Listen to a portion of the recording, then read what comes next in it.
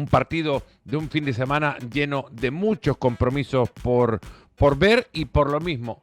Para anticipar esos partidos, ahora le abrimos la puerta de fuera de juego a don Alexis Martín Tamayo Parera.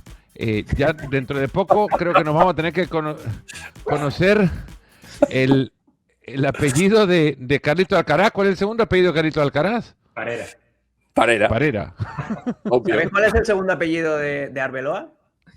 Parera. No. Coca. Que es un postre buenísimo en Cataluña para San Juan. De hecho, sería... Bien sacado, porque yo no sabía para dónde iba el tema. No. Es un postre, la coca de San Juan, cada 23 de junio, un postre buenísimo. Sí. Bueno, digo que de hecho sería mejor para los narradores llamarle Álvaro Coca que Álvaro Arbeloa, porque yo creo que Álvaro Arbeloa es complicadísimo. Pero ojo, eso lo dijo él una vez, que incluso para él, para Álvaro Arbeloa, era muy difícil decir su nombre rápido. No, es bastante complicado. Y es 15 cerebral. En la época en la que en Twitter se podía convivir, ¿te acuerdas aquellas épocas, Alexis, donde se decía cosas y la gente te respondía cariñosa? Ahora dan los buenos días y te tiran con bazucas y de todo, bueno, te escupen en la cara. Ayer puse un tuit elogiando a la Real Sociedad por sus 3 semifinales consecutivas. Te pusieron nota de comunidad y todo. Copa del Rey. Elon Musk te puso algo. No, claro. Felicito a la Real Sociedad y digo que es un hecho sin precedentes en la historia de la Copa, que la Real llega a 3 semifinales seguidas. ¿Y quiénes han venido? Han venido todos los bueno, en fin, todos los del Athletic Club. Nosotros también lo hicimos. Chico, que estoy hablando de la Real Sociedad, que la vida, hay más gente que el Athletic, más gente que el Barça. Hablo de la Real Sociedad, pero bueno, en fin, estas cosas que pasan, tampoco vamos a perder mucho tiempo.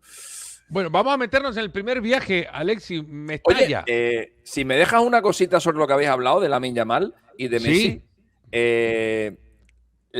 yo creo que el kit de la cuestión en esta comparación que tanto se hace es que lo que ha sido la carrera... Perdón, ¿qué es un kit? El kit de la cuestión, bueno, el coche fantástico. Quid, ¿no? El quid de la cuestión.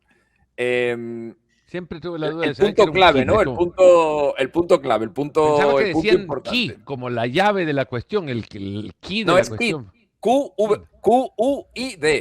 El quid de la cuestión. Lo mismo que el quid pro quo, es exactamente lo mismo. Sí. Que significa el punto central, la esencia, el núcleo, la razón de algo. Eso es. Perdón, eso lo acabas de consultar, Rodrigo. Si no, mira ahí.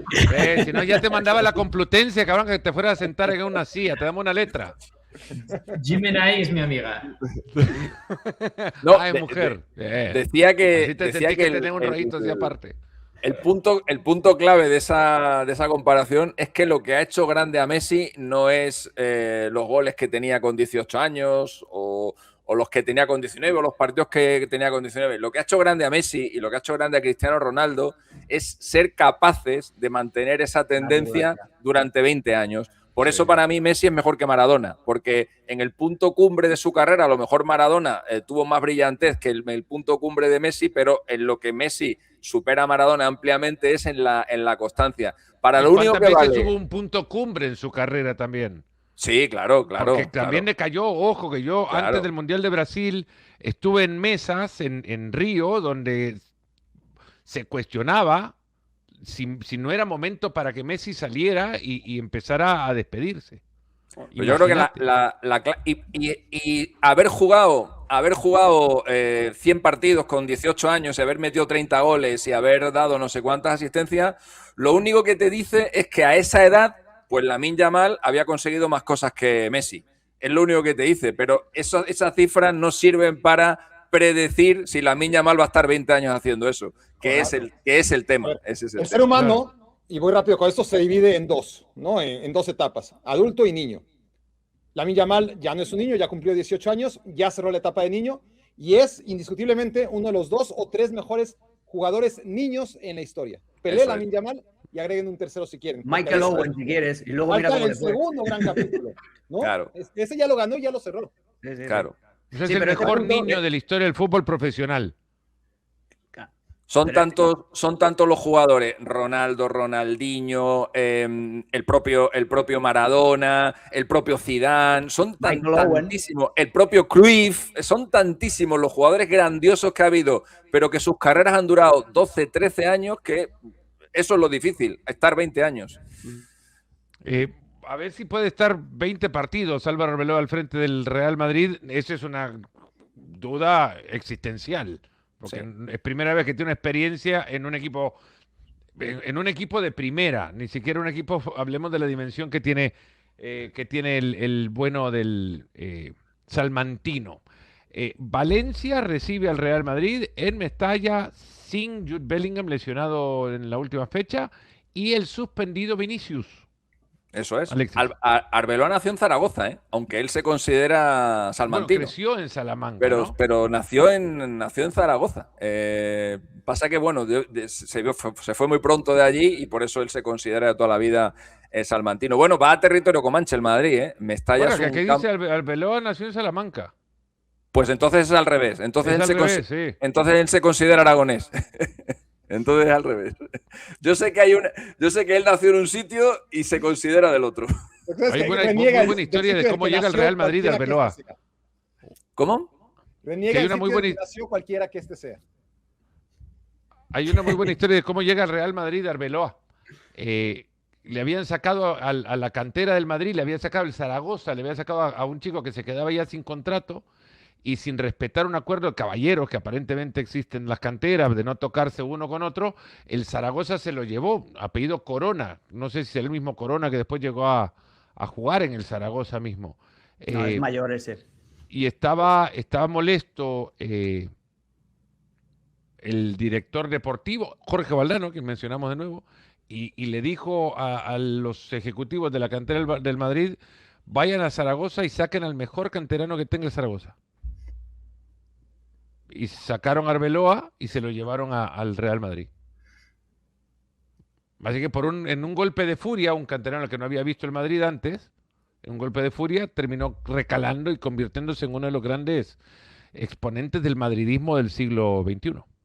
Sí, señor. Y del fútbol de selecciones. Recuerdo que Arbeloa es el único jugador que ha disputado 3 grandes torneos de selecciones y los ha ganado todos. Y que ninguno de sus compañeros se acuerde, porque Marco Sena le preguntaban el otro día si te acuerdas de Arbeloa, fue compañero tuyo, ¿no? Le dicen en la Eurocopa, y dice Marco Sena, Álvaro, no recuerdo, dice, no.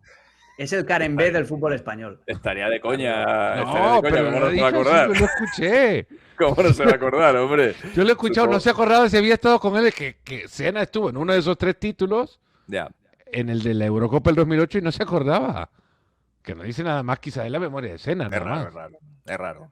También Marco Sena es un poquito particular. Bueno, decía que el Madrid va a territorio comanche, que Mestalla es un campo en el que el Madrid sufre mucho. En las últimas 13 visitas, el Madrid solamente ha ganado 4 veces. Viene de ganar 1-2, ganó el año pasado. Y el Madrid no gana 2 partidos seguidos desde hace 13 años en Mestalla. Hace 13 años estaba Mourinho allí en el banquillo del Real Madrid. El Madrid ganó en la temporada 11-12, la temporada de los 100 puntos, ganó 2-3 y al año siguiente ganó 0-5 en un partido en el que hay una anécdota que a mí me contó un jugador que estaba sentado justo detrás de Mourinho y de sus ayudantes en el banquillo, en el que estaba ganando el Madrid 0-5 con Casillas de portero. Ya había estallado toda la guerra entre los dos y Mourinho andaba buscando sustituto para Casillas, y Mourinho le dijo a uno de sus ayudantes, esto lo escuchó un jugador que estaba sentado en la fila de atrás del banquillo, para que el partido sea redondo ya solo hace falta que le metan 3 a este. Y que acabara el partido, pues eso, 2-5 o 3-5, pero que a Casillas le hubieran hecho pues 3 golitos. Hasta ahí llegaba el enfrentamiento que había entre los dos, que por cierto, después de aquel 0-5, el Madrid volvió a visitar Mestalla un mes después y ahí fue donde Arbeloa lesionó a Casillas, pegándole una pata en la mano. Mira. Pero no jugaban juntos. Sí, jugaban juntos. Era muy mouriñista, pero en un intento de extremo ya era partido de vuelta de Copa. El Madrid había goleado al Valencia en el partido de ida. El Madrid jugó el partido de vuelta pues con cierto relax. porque claro, venía de haberle metido 5 al Valencia hace nada de tiempo, y ese partido se lo tomó bastante con calma, y en una acción, Arbeloa intentando despejar un balón le metió un patadón a Casillas en la mano, y pues sí, Casillas estuvo un tiempecito fuera de circulación, y no viene... Imagen que Mourinho ha creado en un NFT. ¿Ah, sí? No, mentira. Que va a ser. Bueno, no sé. No sé, la otra decía que la foto iba a decir un poco que la foto la he enmarcado y la tiene en su mesita de luz, pero no, quedaba mal. Yo de Mourinho me espero cualquier cosa, aunque ha cambiado mucho, Mourinho. A mí ya me cae bastante bien. Ya se ha hecho mayor, ha madurado y ahora... Le ha dado la vuelta al personaje. Ya. Sí, ahora es el abuelo entrañable. Correcto, totalmente. Que lo han pedido lejos, se fue hasta Turquía, no lo ven todos los días, que si no es lo mismo de siempre. Pero lo de vez en cuando tiene algún ramalazo, como cuando dando una rueda de prensa en Turquía dijo que la liga turca no la veía nadie. Ahí estuvo bien, pero normalmente ya Mourinho ha relajado mucho el discurso y es un tío ahora... Me ha dado muchísima gracia ahora que juega, que ha jugado, bueno, contra el Benfica, el Real Madrid y demás, y que en los programas de radio en España, vos has estado ahí, Alexis, se ha recordado muchísimo en las ruedas de prensa de Mourinho y demás, claro. Pero me llamaba mucho la atención que lo viví en su momento, pero no lo recordaba como tal, no tenía registrado, cómo en España se sorprendían tanto de todo lo que hacía Mourinho, cuando en realidad lo que hacía Mourinho era seguir el libreto de Inglaterra con el Chelsea, seguir el libreto de Italia con el Inter y aplicarlo ahora en castellano nada más, en español con el Madrid, pero era todo lo mismo. Todo. Bueno, a ver, al tercer mes me empiezo a quejar del calendario. Al cuarto me quejo de los árbitros, vuelvo con la cantaleta del calendario y regreso con los árbitros. Es el mismo manual. Pero metiéndole mano al Barça también, claro. Que eso es lo que más gustaba en Madrid. Aquella rueda de prensa de a mí me daría vergüenza ganar la Champions que ha ganado Pep. Aquello fue el sumum, aquella rueda de prensa. Eso no fue la previa, no. la del... Las semifinales de la 10-11 fue aquella, la previa a las semifinales en el Bernabéu, que luego fue cuando Guardiola llega y le responde aquello de ¿cuál es la cámara de José? Porque si él me llama Pep, yo lo voy a llamar José. Era imposible entrar a esa rueda de prensa, no sé si vos estabas por ahí, Rodri, pero era imposible. Yo tengo la gran suerte de haber entrevistado, porque de aquella yo era el reportero de una de las cadenas, o de la única cadena que tenía los derechos tanto de la tele como tanto de la Liga como de la Champions. O sea, yo os puedo dar o escribir, mejor dicho, un libro de varias series sobre Guardiola. ¿Te encerró en hotel? En hotel. ¿Te encerró en alguna habitación, en algún cuarto de...?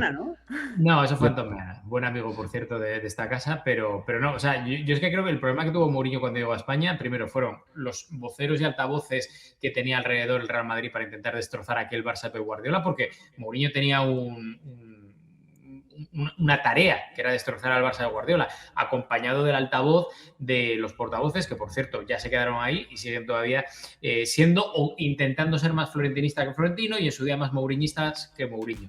Y el problema es que con esos voceros y con ese apoyo mediático, Mourinho se vino arriba, se le comió el personaje por completo, porque una cosa es lo que decís vosotros, ya estábamos acostumbrados a lo que decía en el Inter o en el Chelsea, pero yo creo que se pasó 3 pueblos y la ola de antimadridismo que hubo por culpa de Florentino y Mourinho de aquella, creo que a día de hoy todavía no se ha revertido.